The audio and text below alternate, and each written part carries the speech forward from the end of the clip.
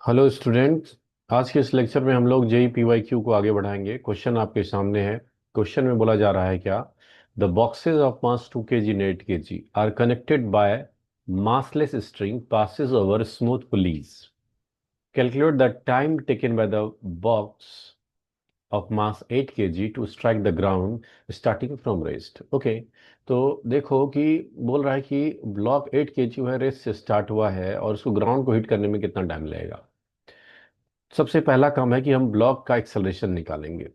और अगर एक्सेलरेशन निकल जाएगा उसके बाद हम लोग यूज करेंगे equation S equal to U T plus half A T square. और रेस से स्टार्ट हुआ है तो आपके पास यू तो जीरो होगा और s equal to half A t से हम आगे बढ़ेंगे। तो सबसे पहले आपका ये काम है कि एक्सेलरेशन फाइंड करो कि ब्लॉक का एक्सेलरेशन कितना होगा इस सिचुएशन में। तो चलिए सबसे पहले हम लोग इंडिविजुअल ब्लॉक से स्टार्ट करते हैं। लेट्स से 2 kg ब्लॉक से स्टार्ट करते हैं। तो मान लेता हूं मैं सिचुएशन ऐसा है कि ये जो ब्लॉक्स है हमारे पास 2 kg, ये ऊपर की तरफ मूव कर रहा है कुछ एक्सेलरेशन से। और ये जो 8 kg ब्लॉक है वो नीचे की तरफ मूव करेगा। जब ये ऊपर की तरफ मूव करेगा 2 kg तो कांटेक्ट तो छोड़ देगा, let's say acceleration A one है। और इधर इसका डाउनवर्ड में एक्सेलरेशन ए टू। ठीक है। तो सबसे पहले 2 kg ब्लॉक के लिए अगर मैं इक्वेशन ऑफ मोशन लिखना चाहूँ तो इसका वेट नीचे लग रहा होगा, दैट इज 2g। और स्ट्रिंग थ्रू आउट सेमी है तो टेंशन तो आपका सेमी रहेगा। तो ये टेंशन t और ये वेट इसका 2g और इधर इसका एक्सेलरेशन a1 होगा। और ये 2 kg का ब्लॉक। तो न्यूटन सेकेंड लॉ यूज करोगे तो summation of force equal to mass into acceleration, जिधर एक्सेलरेशन है उधर फोर्स लग रहा है t minus 2g equal to 2 into a1। क्या मेरी बात क्लियर है? यहाँ स्ट्रिंग में आपका टेंशन T, तो यहाँ भी टी टेंशन, यहाँ भी टेंशन T होगा। तो 8 kg ब्लॉक में जो टेंशन डेवलप होगा वो 2T डेवलप होगा। तो फिलहाल ये इस इक्वेशन को मैं रखता हूँ, आगे काम करेंगे। Let's say this is our equation number 1। अब मैं 8 kg ब्लॉक का एबिलिटी बनाता हूँ आपके लिए। 8 kg ब्लॉक को ध्यान से देखेंगे, 8 kg ब्लॉक पे हो क्या रहा है। तो जो 8 kg ब्लॉक है, 8 kg ब्लॉक, उसमें ऊपर की तरफ लग रहा है टेंशन 2T और उसका वेट नीचे लग रहा है, नीचे 8g। और एक्सेलरेशन ड्यू टू ग्रेविटी जो है वो जी है, डाउनवर्ड लग रहा है। ठीक है। और इसका एक्सेलरेशन a2 है। न्यूटन सेकेंड लॉ लिखो इसके लिए, तो summation of force equal to mass into acceleration, तो 8g minus 2T equal to 2a2। m a2 2a2 नहीं, m हमारे पास है 8 a2। क्या इतना बात क्लियर है? अब प्रॉब्लम ये है कि हमारे पास अननोन कितने हैं। अगर ध्यान से देखोगे तो अननोन हमारे पास एक तो एक्सेलरेशन a1 आ गया और टेंशन भी आप नहीं जानते हो a2 और t, मतलब तीन अननोन है और इक्वेशन आपका दो ही आया है। तो यहां से आगे कैसे बढ़ेंगे, इसके लिए हम लोग कांस्टेंट रिलेशन यूज करेंगे। तो कांस्टेंट का बड़ा सा रिलेशन मैं यूज नहीं कर रहा हूँ, शॉर्ट ट्रिक यूज कर रहे हैं। शॉर्ट ट्रिक ये है कि टेंशन ट्रिक हमें पता है, टी डॉट ए हम जीरो करते हैं, टी डॉट ए, इससे आसानी से रिजल्ट वही आता है।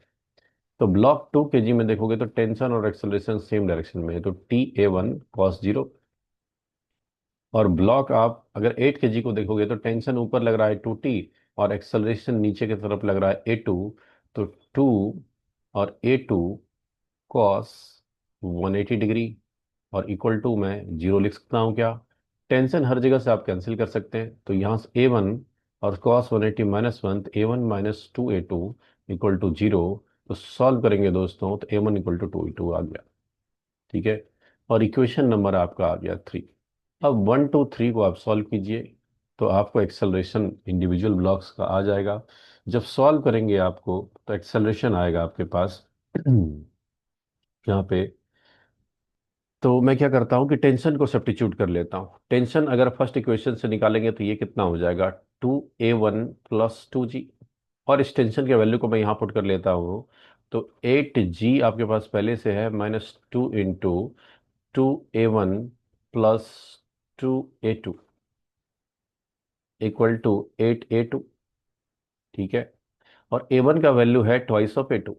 a1 की जगह पे 2a2। इसी क्वेश्चन को मैं आगे बढ़ाता हूँ, ये जो आपको पैरा ब्रैकेट दिख रहा है इसको मैं आगे लेके चलता हूँ यहाँ पे। तो यहाँ पे मैं लिख रहा हूँ 8g माइनस 2 और a1 है 2a2 तो 2 2 जा 4, 4 times of A2 plus 2A2 equal to 8A2 यहाँ पे आएगा। 4 + 2 6, 6 को राइट साइड भेज दीजिए आप यहाँ पे। आपके पास आ जाए कितना, एक मिनट चेक कर ले रहा हूँ मैं। 2A1, ये 2G था, A2 नहीं था, 2G, सॉरी इट्स 2G। 2 2 जा 4, तो ये हो जाएगा 2 2G। 2G, 2 मल्टीप्लाई होगा तो 8G माइनस 8A2, और ये आपके पास हो जाएगा -4G इक्वल टू 8A2। तो A2 का वैल्यू आ गया 8G - 4G होगा तो 12G/8 8 16। 12/16 आपके पास आ गया, ठीक है। और इसको अगर मैं 8 - 4 मिस्टेक, यहाँ सॉल्व करेंगे तो 8G - 4G हो जाएगा, सॉरी 4G और बाय और 16। तो यहाँ से सॉल्व करोगे तो A2 का वैल्यू आ जाएगा दोस्तों G/4। G/4 मतलब 10/4 मीटर पर सेकेंड स्क्वायर। मुझे A2 से ही मतलब था, मतलब कहने का मतलब है कि जो ब्लॉक 8 kg है वो नीचे की तरफ मूव कर रहा है, एक्सेलरेशन जो है उसका वो 10/4 मीटर पर सेकेंड स्क्वायर से मूव कर रहा है। तो टाइम कितना लगा, डिस्प्लेसमेंट चलना है उसको 20 सेंटीमीटर। तो S = UT + S मेरे पास 0.2 है, हाफ। एक्सेलरेशन आपके पास कितना है, तो 10/4 × T²। हमें टी निकालना है। तो यहाँ से आप 8, इधर 4 2 जा 8 मल्टीप्लाई करो, 0.2, तो 2 × 8 अपॉन 100 हो जाएगा, इसका डेसिमल हटेगा तो दिस इज T²। तो 16/100 करेंगे तो 4/10, टी का वैल्यू आएगा आपके पास 4/10। तो आंसर आएगा 0.4 second. This is the answer of this question. तो आंसर आ गया ऑप्शन बी। क्या समझ में आया? तो पहला प्रोसेस यही था कि आप एक्सेलरेशन निकालते और एक्सेलरेशन कांस्टेंट आया तो आप S = UT + ½ AT² direct use कर सकते थे। और एक्सेलरेशन निकालने के लिए हमें न्यूटन सेकंड लॉस यूज लेना है। और यहाँ पे एक्स्ट्रा बात, एक कांस्टेंट रिलेशन हमें यूज करना पड़ा क्योंकि हमारे पास इक्वेशन था, दो अननोन थे, तीन, तो सॉल्व करना पड़ा। चलिए मूव करते हैं अगले क्वेश्चन की तरफ। क्वेश्चन आपके सामने स्क्रीन पे दिख रहा होगा। क्वेश्चन में बोल रहा है क्या, in the arrangement shown, A1, A2, A3, A4 are acceleration of masses m1, m2, m3, m4 respectively. Which of the following relation is true for this arrangement? Okay, हमें इस अरेंजमेंट में मतलब A1, A2, A3, A4 में क्या relation होगा वो बताना है, लेकिन डायरेक्शन ऑफ एक्सेलरेशन नहीं दिया हुआ है, तो आप अपने अकॉर्डिंग मान सकते हो। मैं ज्यूम कर रहा हूँ कुछ कुछ डायरेक्शन, मान लो कि ये M1 नीचे की तरफ जा रहा है, मान सकते हैं A1 एक्सेलरेशन से। ये भी नीचे की तरफ जा रहा है A2 एक्सेलरेशन से। इस ब्लॉक को भी मैं नीचे की तरफ मान लिया A3 एक्सेलरेशन से, ये भी नीचे की तरफ जा रहा है A4 एक्सेलरेशन, सबको नीचे मान लिया। आप ऊपर भी मान सकते हैं, कोई बात नहीं। इसका एक्सेलरेशन A1, इसका A2, इसका एक्सेलरेशन A3, और इसका एक्सेलरेशन मैंने माना लिया A4। क्योंकि सारा ऑप्शन में देखो प्लस प्लस प्लस आ रहा है, तो ये माइनस नहीं है, तो सबका एक्सेलरेशन में एक ही डायरेक्शन में जूम किया हूँ। ठीक है, तो चलिए टेंशन स्टार्ट करते हैं। मान लेते हैं कहीं से स्टार्ट करें, बेटर रहेगा। यहाँ से स्टार्ट करता हूँ। टेंशन मान लो टी है, और यहाँ भी टी है, तो यहाँ स्ट्रिंग में टेंशन हो जाएगा 2T। तो यहाँ भी स्ट्रिंग में टेंशन हो जाएगा आपका 2T। 2T तो यहाँ हो जाएगा आपके पास 4T। 4T तो यहाँ भी हो जाएगा 4T। ठीक है सर। अब वही शॉर्ट ट्रिक यूज करेंगे, T.A = 0। तो अगर ब्लॉक से स्टार्ट करोगे, फर्स्ट ब्लॉक से, जो फर्स्ट ब्लॉक M1 है, उसमें अगर आप देखेंगे तो टेंशन ऊपर तरफ लग रहा है 4T, और उसका एक्सेलरेशन नीचे की तरफ है A1, और टेंशन और एक्सेलरेशन में जो एंगल है 180 डिग्री है। ठीक है, उसी तरह आप A2 को देखो। M2 ब्लॉक का में टेंशन लग रहा है 2T, और एक्सेलरेशन है A2, और उसमें भी एंगल आपको दिख रहा होगा कितना, 180 डिग्री। उसी तरह ब्लॉक आप A3 को देखो तो टेंस एक्सेलरेशन है A3 नीचे की तरफ, और टेंशन T लग रहा है अपवर्ड। तो यहाँ भी एक एंगल हमारे पास है 180 डिग्री। उसी तरह ब्लॉक A4 को देखोगे तो A4 ब्लॉक में जो M4 है उसका एक्सेलरेशन है A4 डाउनवर्ड मैंने माना है, और टेंशन T अगेन एंगल है 180 डिग्री। सारे ब्लॉक में टेंशन और एक्सेलरेशन में 180 डिग्री एंगल बन रहा है। ये मैंने अपनी तरफ से जूम किया है, ऑप्शंस को देखते हुए सारे ऑप्शन में पॉजिटिव है, इसलिए कि सबका डायरेक्शन एक ही होना चाहिए। तो ठीक है, तो फर्स्ट ब्लॉक से स्टार्ट करो। तो टेंशन है 4t, एक्सेलरेशन है a1 और कॉस 180 डिग्री, प्लस समेशन का मतलब प्लस। सेकेंड ब्लॉक के लिए के लिए टेंशन है 2t और एक्सेलरेशन है a2 cos 180 degree, plus third block के लिए देखो टेंशन है t, acceleration a3 cos 180 degree, plus fourth block के लिए tension t a4 cos 180 degree और equal to zero. Tension trick यही कहता है, दिस इज टेंशन ट्रिक। इसको हम लोग टेंशन ट्रिक लगाते हैं ताकि हमारा क्वेश्चन आसान हो। चलो, cos 180 -1 होता है, तो हर जगह से पहले टेंशन आप कैंसिल कर लो। हर जगह से मैं टेंशन को हटा दे रहा हूँ, टी टी टेंशन हमारा कैंसिल हो गया। और cos 180 हो गया -1, तो -4 times of a1 -2 times of a2 -a3 -a4 equal to zero. Minus को राइट साइड डिजोल्व कर लो तो आपके पास आ जाए कितना, 4a1 +2a2 +a3 +a4 equal to zero. तो अगर ऑप्शन देखना चाहोगे तो option A is correct answer of this question. उम्मीद है क्वेश्चन क्लियर हुआ होगा। मूव करते हैं अगले क्वेश्चन की तरफ। क्वेश्चन आपके सामने स्क्रीन पे है। क्वेश्चन में क्या बोला जा रहा है, let's read the question. Question says a system of 10 balls, each of mass 2 kg, are connected via massless, unstretchable string. The system is allowed to sleep over the edge of smooth table as shown in the figure। सही बात है, मतलब सारे balls connected है और ball को हमने release कर दिया टेबल से। Tension in the string between sixth and eighth ball in newton when the sixth ball just leave. Okay, बोला कि सिक्स नंबर का बॉल जब लीव कर जाएगा उस समय टेंशन बताइए। लेकिन जो बताना है आपको वो बताना है सिक्स्थ, सेवन्थ और एट वाले में। तो देखो, हर एक बॉल का मास है 2 kg। तो इसको मैं एक पुल्ली सिस्टम से भी हम समझ सकते हैं कि अगर पुल्ली यहाँ पे स्ट्रिंग लगा हो और यहाँ पे छः सिक्स मास नीचे है, मतलब six number ball just leave कर रहा है, तो सिक्स टू जा मैं बोल सकता हूँ 12 kg जो है वो हैंग कर रहा है बिलो, बिलो द टेबल। और टेबल पे जो हमारे पास है वो बॉल नंबर हमारे पास सिक्स, हमारे पास 10 नंबर बॉल यहाँ पे है 10। 10 के बाद नेक्स्ट बॉल होगा 9। 9 के बाद नेक्स्ट बॉल होगा 8।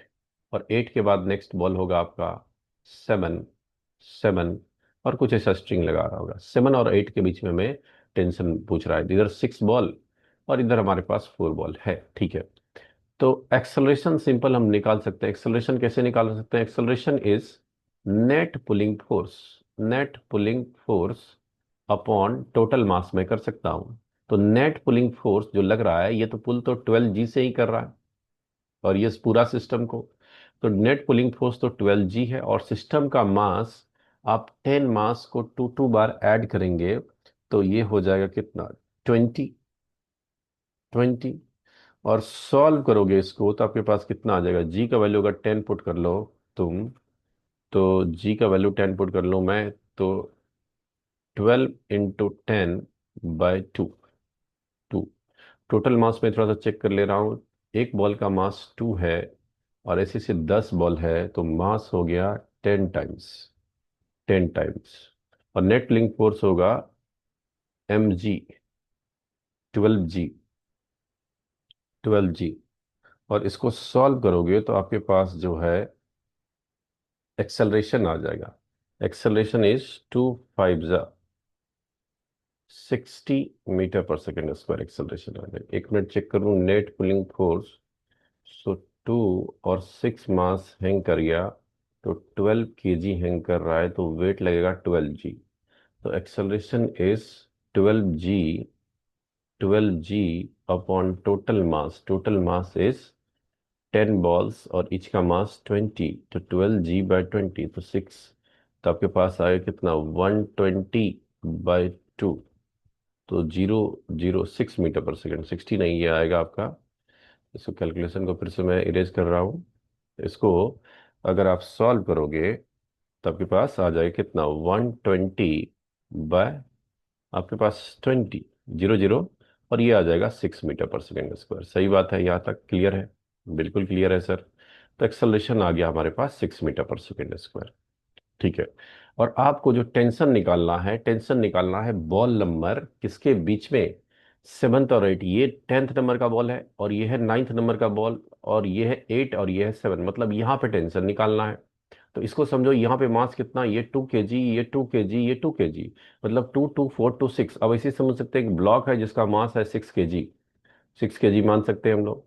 और इसको राइट की तरफ मैं पुल कर रहा हूँ, टेंशन टी निकालना है। इस सिस्टम का भी एक्सेलरेशन राइट की तरफ उतना ही होगा जितना आपने कैलकुलेट किया है, 6 मीटर पर सेकेंड स्क्वायर ही होगा। न्यूटन सेकंड लॉ यूज कर लीजिए, summation of force equal to mass into acceleration. तो tension T equal to mass, mass है 6 इंटू एक्सेलरेशन 6, तो टेंशन आ जाएगा दोस्तों 36 न्यूटन। क्या मेरी बात क्लियर है? कैलकुलेशन अच्छे से चेक कर लेना है। आंसर है इसका 36 न्यूटन। तो ये सारे ब्लॉक को मैंने एक सिस्टम मान लिया। सिस्टम मान लिया तो इस सिस्टम का जो मास हो गया 2 + 2 + 2, और इसके बीच में जो टेंशन लग रहा होगा वो इंटरनल फोर्स हो गया। तो उसको लिखने की जरूरत नहीं है, मुझे 6 और 7 में टेंशन निकालना है, उसी पे फोकस करेंगे। ठीक है, मूव करते हैं हम अगले क्वेश्चन की तरफ। क्वेश्चन आपके सामने स्क्रीन पे आपको दिख रहा होगा। क्वेश्चन में गिवन है, एज पर given figure a weightless pulley P is attached on double inclined frictionless surface. The tension in the strings, और मासलेस, हमारी स्ट्रिंग मासलेस है तो टेंशन स्ट्रिंग में पूछ रहा है। ठीक है सर, तो इसको मैं थोड़ा सा और डिटेल में समझाने की कोशिश करता हूँ। इसके लिए अलग से इंक्लाइंड प्लेन बना लूँ, या फिर इसी में समझाने की कोशिश करता हूँ। यहाँ देखो, इसका वेट नीचे लग रहा होगा कितना, तो सर वेट लग रहा होगा 4g, और कॉन्टेक्ट सरफेस के परपेंडिकुलर में लग रहा होगा नॉर्मल रिएक्शन n। तो ये एंगल भी आपका कितना, 60 डिग्री होगा। तो वेट का एक कंपोनेंट आ जाएगा कितना, 4g cos 60, और वेट का इधर कंपोनेंट आ जाएगा कितना, 4g sin 60। क्लियर बात? उसी तरह यह जो 1 kg ब्लॉक है, इसका भी एक कंपोनेंट इधर आएगा, और ये इंक्लाइंड प्लेन का नॉर्मल, और एक कंपोनेंट आएगा डाउन द इंक्लाइन। हमें डाउन द इंक्लाइन से मतलब है क्योंकि मुझे एक्सेलरेशन निकालना है, तभी काम आगे बढ़ेगा। तो यहाँ 1g लग रहा है, तो ये एंगल भी हमारा 30 डिग्री ही होगा। तो इधर जो कंपोनेंट आ जाएगा that is 1g cos 30 degree आ जाएगा। इधर जो कंपोनेंट आ जाएगा 1g sin 30 डिग्री आ जाएगा। ठीक है, sin 30 होता है 1/2, तो 1g मतलब आप g का वैल्यू 10 ले लो, तो ये आ जाएगा 5 न्यूटन लग रहा है। ठीक है, इधर मैं कैलकुलेट कर लूँ तो 4g मतलब 40 इंटू sin 60 √3/2, तो 40 इंटू √3/2 हो जाएगा कितना, 20 √3 न्यूटन का फोर्स लग रहा होगा। तो एक्सेलरेशन जब निकालेंगे, इस यहाँ भी आप यूज कर सकते हैं net pulling force upon total mass. तो एक्सेलरेशन इजी से निकाल सकते हैं। नेट इधर जो लग रहा है दैट इज 20 √3, तो 20 √3 माइनस किसको पुल कर रहा है, 5 न्यूटन को, divide divide by total mass 4 + 1 that is 5। और ये ब्लॉक का एक्सेलरेशन इधर ए से चलेगा, तो एक ही पुल्ली फिक्स्ड पुल्ली है तो दोनों का एक्सेलरेशन सेम ही होगा, ये भी ए से ऊपर की तरफ चलेगा। तो एक्सेलरेशन को जब आप 5 से इसको डिवाइड कर दोगे तो 5 4 जा मतलब 4 √3 - 1, और ये हमारे पास सिस्टम का एक्सेलरेशन आ गया। अब हमें एक्सेलरेशन नहीं पूछ रहा है, हमें क्या पूछ रहा है क्वेश्चन में, हमें we have to calculate tension in the string. तो let's draw the free body diagram of any blocks. तो यहाँ पे मैं एज्यूम कर ले रहा हूँ टेंशन टी है, कहीं पे न्यूटन सेकंड लॉ यूज कर सकते हो। तो फॉर 1 kg पे मैं बात कर रहा हूँ, for 1 kg block, 1 kg block पे अगर आप फोकस करोगे तो टेंशन इधर लग रहा है और उसके अपोजिट में लग रहा है 5 न्यूटन। तो summation of force equal to mass into acceleration अगर मैं यूज कर लूँ, तो tension -5 equal to mass 1 into acceleration. Tension equal to A + 5 आ जाएगा। और टेंशन का वैल्यू अगर निकालना हो तो ए तो हमारे पास है 4 √3 - 1 + 5। तो टेंशन आ गया दोस्तों 4 √3 + 4। अगर आप 4 कॉमन ले लेंगे तो tension is 4 × √3 + 1। Is it clear to all of you? So answer is option 2। Okay, move करते हैं हम लोग अगले क्वेश्चन पे। क्वेश्चन आपके सामने स्क्रीन पे दिख रहा होगा, as shown in the figure, 70 kg garden roller is pushed with a force 200 Newton at an angle 30 degree with the horizontal। तो 30 डिग्री हॉरिजॉन्टल से एक फोर्स लग रहा है। तो बोला नॉर्मल रिएक्शन क्या होगा ये बता दीजिए। So let's draw the free body diagram. तो एफ का एक कंपोनेंट इधर आ जाएगा, मैं कंपोनेंट रिजॉल्व कर रहा हूँ, यहाँ पे एक कंपोनेंट आ जाएगा, और एक कंपोनेंट तो वर्टिकली डाउनवर्ड लगेगा एफ का। तो एफ का पहले कर लेते हैं। तो ये एफ जो है 200, तो लगेगा इधर 200 कॉस 30 डिग्री, और इधर जो आ जाएगा आपके पास वो आ जाएगा 200 साइन 30 डिग्री। ठीक है। और इस ब्लॉक जो है इसका वेट भी लग रहा होगा सर, इसका वेट नीचे mg, और कांटेक्ट सरफेस के परपेंडिकुलर में नॉर्मल रिएक्शन लेगा। मैं इसी एक ही डायग्राम में कर दिया, आप सेपरेट करके भी एफबीडी ड्रॉ कर सकते हो। तो mg हो जाएगा 70g, और नॉर्मल रिएक्शन n। तो ये जो रोलर मूव करेगा ये तो हॉरिजॉन्टल में ही मूव करेगा ना, एक्सेलरेशन वर्टिकल में तो इक्विलिब्रियम में है। तो वर्टिकल में बोल सकता हूँ n equal to 70g plus 200 sine 30 degree. Yes और नो? तो 70g का मतलब 700, और यहाँ साइन 30 हाफ हो जाएगा तो 100। तो नॉर्मल रिएक्शन जो आ गया दिस इज 800 न्यूटन। क्या मेरी बात क्लियर है? एन एन कैट मत कर देना, इसको N1 मान लो, बेटर होगा। ये N1 है और ये N1 है। ठीक है। तो आंसर है क्वेश्चन का 800 Newton. Option 3 is answer of this question. उम्मीद करूंगा दोस्तों कि पूरा समझ में आया होगा। मिलते हैं अगले लेक्चर में, जी मेन के और प्रीवियस ईयर क्वेश्चन पे हम डिस्कस करते करेंगे। फिलहाल इतना ही। चलिए, धन्यवाद।